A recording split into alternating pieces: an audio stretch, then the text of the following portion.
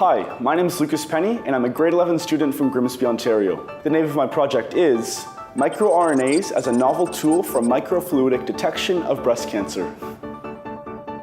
So for my project, I made a device that was able to test small fragments of DNA that are found in saliva to detect breast cancer. Lucas has come up with a method for detecting breast cancer even earlier than we can already do. So my device has a potential to detect breast cancer in a little over 2 minutes, and it costs between $5 and $10. He's doing that through spit, through saliva. You take a mouth swab and you put it on Lucas's device, and within about 10 minutes, it will tell you if you potentially may have early indicators of breast cancer or not. So essentially all that goes in is saliva, the chemicals that I need to test for it. In the chip, it mixes up, and then I have a sensing window. I'm able to get a reading from that. I see this essentially in the doctor's office as a pre-screening tool instead of a mammogram. The mammograms, they're painful for the user. They're more expensive. They cost between $80 and $100. He's really passionate about all the work that he does, not just in science, but everything. And what I also appreciated is his ability to adjust his pitch to whoever he's talking to, which is a really important part of doing science. He's so easy to talk to. He's so clear with how he presents himself, so professional, but he also has, a fun side to him as well. So the work that Lucas has put into this and his dedication is astounding. This is life-saving technology. Hi, my name's Aoife Pucchio. I live in London, Ontario, and I'm a grade 11 student. The name of my project is Styrofoam, a problem we need to dissolve. So my project is based on the fact that styrofoam will dissolve in the oil extracted from the rinds of all citrus fruits. We all know styrofoam is a huge problem in our landfills. What Aoife has done is use an everyday product and turn that styrofoam into a new plastic that can either be recycled or used to create new materials. And what I've done with my project is creating a process so that municipalities and provinces can recycle their styrofoam by dissolving it in this oil. In these landfills that are reaching enormous sizes, actually 30% of that is made up of styrofoam, and that only 1% of that is actually recycled. 46 times the volume of styrofoam can dissolve in 1 part lemon oil, so you can drastically reduce the volume of styrofoam. Normally, without going through this process, it might take over 30 trucks to transport these materials. Through Aoife's system, it's going to take 4. So the really cool part about this project is that after the oil is extracted from the solution, you're left with a really widely used plastic that can be recycled further or sent to a manufacturing company.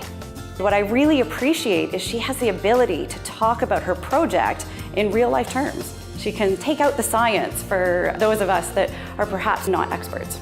I've spent so much time and I've put so much passion into my project. It feels so great to be recognized and see that this project might actually go somewhere and start helping communities and the environment.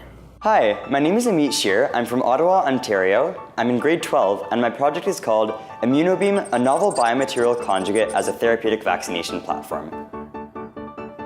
So what I've done with my project is I've developed a new vaccine platform that can actually be used to treat cancer and other diseases with higher efficacy. A lot of these vaccines so far aren't working very well, so I've developed a new technology that I call Immunobeam, and this incorporates different areas of science and engineering, which actually allows me to evoke a stronger immune response for treatment of cancer and other diseases. So cancer treatment is extremely complicated, and there are many techniques that we use.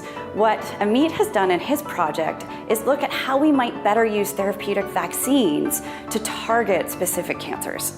So I've discovered that some of the major limitations for cancer vaccines and for therapeutic vaccine platforms in general is the fact that you're not able to actively seek out the most effective cells of the immune system and therefore not evoking a strong, sustained immune response. And my platform and the technology that I've developed is actually more effective at doing this than current strategies. What Amit has done is he's taken the old vaccination platform and made it just so much more effective and made it so much more targeted. The results that I've gotten so far are really promising, and I'm hoping that one day something like this, even the progression of my research, can be applied in the clinic to treat cancer and other diseases. When I first met Amit, I was instantly struck by his enthusiasm. But my very favorite moment with Amit was watching him at the award ceremony when he was standing on stage and they announced that he had won. The energy that he was giving off and the excitement that he was giving off, I think everybody in that auditorium felt it. And the look on his face was priceless. He was so happy and excited, and it was a joy to watch. Hi, my name is Devanshi Shukla. I'm from Guelph, Ontario. I'm in grade 12, and the title of my project is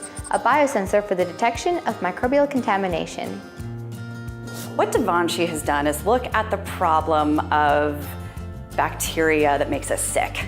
So when you get food poisoning, what can we do about that? So we all know that food poisoning is very prevalent, and one of the main reasons that it is because we can't always see if something is contaminated. So what I wanted to do with my project was basically detect mold or detect fungal contamination when you can't see it. So she has created a biosensor that will look at the food and tell us beforehand if we might get food poisoning when we eat it.